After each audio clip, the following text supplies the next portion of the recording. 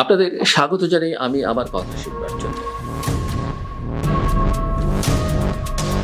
শেখ হাসিনার পতনের পর যে নির্বাচনকে আমরা প্রথম অবাধ নির্বাচন বলে ভাবছি, তার পথে গিয়ে হঠাৎ দেখছি রাস্তাটাই অস্থির। নতুন বছরের শুরুতেই ঢাকায় জাতীয়তাবাদী স্বেচ্ছাসেবক দলের এক নেতা গুলিবিদ্ধ হয়ে নিহত হওয়ার খবর আমরা শুনেছি। তার কিছু আগে বর্ষা অভ্যুত্থানের সময় সামনে থাকা যুবনেতা শরীফ ওসমান হাদির হত্যাকাণ্ড দেশ জুড়ে সংঘর্ষ ও নিরাপত্তা উদ্বেগকে আরও তীব্র করে তুলেছে। এইসব ঘটনার ছায়া নিয়েই 12ই ফেব্রুয়ারি ত্রয়োদশ জাতীয় সংসদ নির্বাচন, আর একই দিনে জুলাই জাতীয় সনদ নিয়ে গণভোট।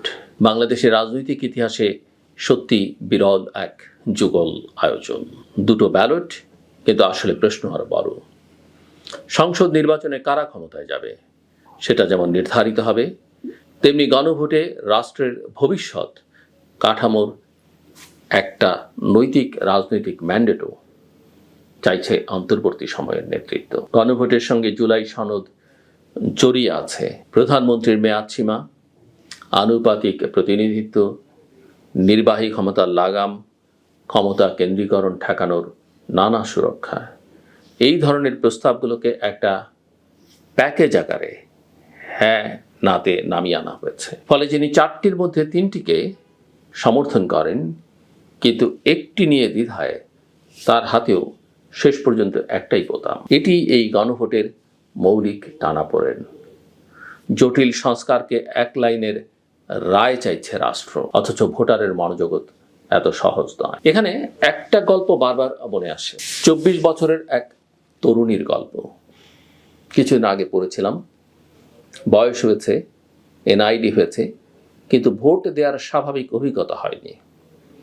রাষ্ট্রকে সে দেখেছে উন্নয়ন দেখাতে, কিন্তু রাষ্ট্রকে সে দেখেনি বিশ্বাসযোগ্য নির্বাচন উপহার দিতে। বর্ষা অভ্যুত্থানের পর তার প্রশ্ন খুব সরল, এবার কি আমার ভোট সত্যি দাম পাবে? এই প্রশ্নের উত্তর শুধু ব্যালট বক্সে নেই, উত্তর আছে নির্বাচনী পরিবেশে, আইন শৃঙ্খলার আচরণে, প্রচারের সমান অধিকারে, এবং সবচেয়ে বেশি রাজনৈতিক দলগুলোর সদিচ্ছায়। কারণ আমাদের রাজনীতির বড় অসুখটা বিশ্বাসের দেউলিয়াপনা। দলগুলোর মধ্যে মতভিন্নতা থাকবে, এটাই গণতন্ত্র, কিন্তু আমাদের এখানে মতভিন্নতা অনেক সময় শত্রুতা হয়ে ওঠে, শ্রদ্ধাহীনতা হয়ে ওঠে রাজনীতির জ্বালানি। তাই নির্বাচন যত কাছে আসে ততই সন্দেহ, পাল্টা সন্দেহ, ষড়যন্ত্র, ভাষা, বাধা দানকারী খোঁজার হুড়োহুড়ি সবকিছু গরম হয়। গরম হয় মাঠ, গরম হয় থানা, গরম হয় সামাজিক যোগাযোগ মাধ্যম। আর এই উত্তাপের মধ্যে সহিংসতা কেবল সম্ভাবনা থাকে না, ঘটনা হয়ে যায়। যেমন আমরা সাম্প্রতিক হত্যাকাণ্ডগুলোতে দেখছি। নির্বাচনী নিরাপত্তা এবার শুধু আইন শৃঙ্খলার প্রশ্ন নয়, এটা রাষ্ট্রের সক্ষমতার প্রশ্ন।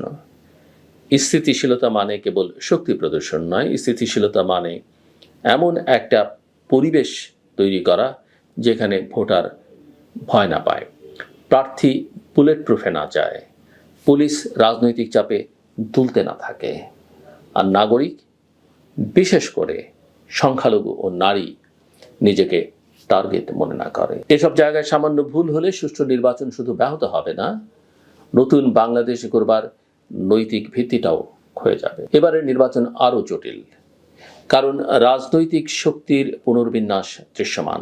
একদিকে বিএনপি বড় প্রতিদ্বন্দ্বী হিসেবে এগিয়ে এমন ধারণা প্রচলিত, অন্যদিকে জামায়াত ইসলামী এবং ছাত্র উত্থান থেকে জন্ম নেওয়া জাতীয় নাগরিক পার্টি সহ কয়েকটি দল নতুন ধরনের নির্বাচনী বোঝাপড়া জোটের দিকে এগিয়েছে, যা দেশের আদর্শিক মানচিত্রকে নতুনভাবে সাজাতে পারে। এই নতুন জোট বাস্তবতা একদিকে রাজনৈতিক প্রতিযোগিতাকে বহুমাত্রিক করতে পারে, আবার অন্যদিকে ধর্মীয় রাজনীতির কঠোর স্রোত যদি রাষ্ট্রনীতির কেন্দ্র হয়ে ওঠে বা কেন্দ্রে উঠে আসে, তাহলে নারী অধিকার, সংখ্যালঘু সুরক্ষা এবং সামগ্রিক নাগরিক স্বাধীনতার প্রশ্নগুলো আরও চাপের মুখে পড়তে পারে। গণতন্ত্র তখন কাগজের সংখ্যার খেলা হয়ে থাকে, কিন্তু জীবনে অধিকারের গ্যারান্টি হয়ে উঠতে পারে না। বিদেশ নীতি ও ভূরাজনীতিও এই নির্বাচনে নীরব কিন্তু শক্তিশালী চরিত্র। হাসিনার আমলে ভারতের প্রভাব ছিল ব্যাপক, এটা অস্বীকার করবার উপায় নেই। এখন সম্পর্ক ঠান্ডা, জনমনে ভারত বিরোধী আবেগও প্রবল। একই সঙ্গে চীন ও পাকিস্তানের দিকে ঝোঁকার আলাপ আলোচনা আমরা দেখতে পাচ্ছি। বাংলাদেশ যদি সত্যি আঞ্চলিক প্রভাবশালী হতে চায়, তবে তাকে আবেগের কূটনীতি নয়, ভারসাম্যের কূটনীতি শিখতে হবে, যেখানে জাতীয় স্বার্থ থাকবে কেন্দ্র, কিন্তু প্রতিবেশী বিদ্বেষ হবে না রাষ্ট্রের পরিচয়।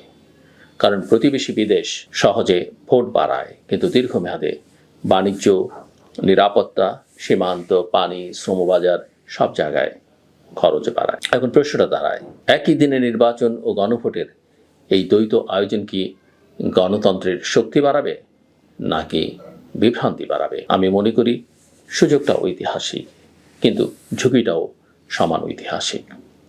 গণভোটে না এলে শুধু একটি সনদ আটকে যাবে না, বর্ষা অভ্যুত্থানের প্রতিশ্রুতি, অন্তর্বর্তী বন্দোবস্তের নৈতিক ভিত্তি এবং পরবর্তী সরকারের সংস্কার ইচ্ছার উপরও এক বড় আঘাত বা বড় ধরনের ধাক্কা লাগতে পারে।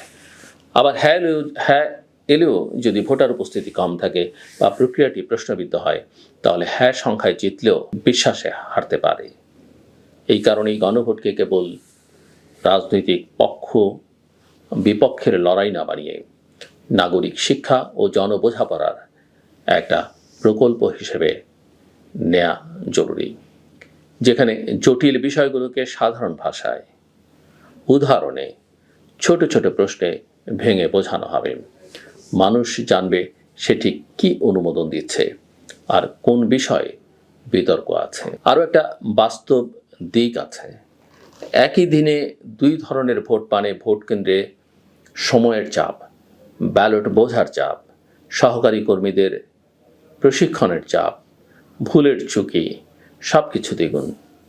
নির্বাচন ব্যবস্থাপনার সামান্য ভুলও এই দ্বৈত আয়োজনকে প্রশ্নবিদ্ধ করে দিতে পারে। এই জায়গায় কমিশনের দৃঢ়তা যেমন দরকার, তেমনি দরকার আইন শৃঙ্খলা বাহিনীর নিরপেক্ষতা। প্রশাসনের ভাষায় সম্ভাব্য বাধাদানকারী ধরার তাড়না যদি নির্বিচারে হয়, তাহলে সেটা নিরাপত্তা তৈরি করবে না, বরং ভয় তৈরি করবে। আবার উল্টোভাবে বাস্তব অপরাধী, অবৈধ অস্ত্র, মব সংস্কৃতি এগুলোকে যদি শূন্য সহনশীলতা না দেখা হয়, তাহলে সন্ত্রাসের ফ্রি পাস তৈরি হবে। কাজেই ভারসাম্যই আসল।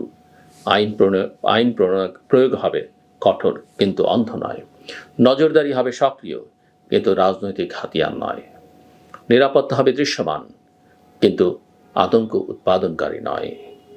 সবশেষে ফিরে আসি সেই 24 বছরের তরুণীর প্রশ্নে, এবার কি আমার ভোট সত্যি মূল্য পাবে? এই প্রশ্নের জবাব নির্বাচন কমিশন একা দিতে পারবে না, পুলিশ একা দিতে পারবে না, সরকার একা দিতে পারবে না।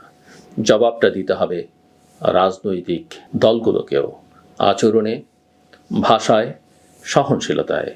কারণ যদি আবারও ভয় জিতে যায়, তাহলে হারবে শুধু একটি নির্বাচন নয়, হারবে একটি প্রজন্মের গণতান্ত্রিক বিশ্বাস।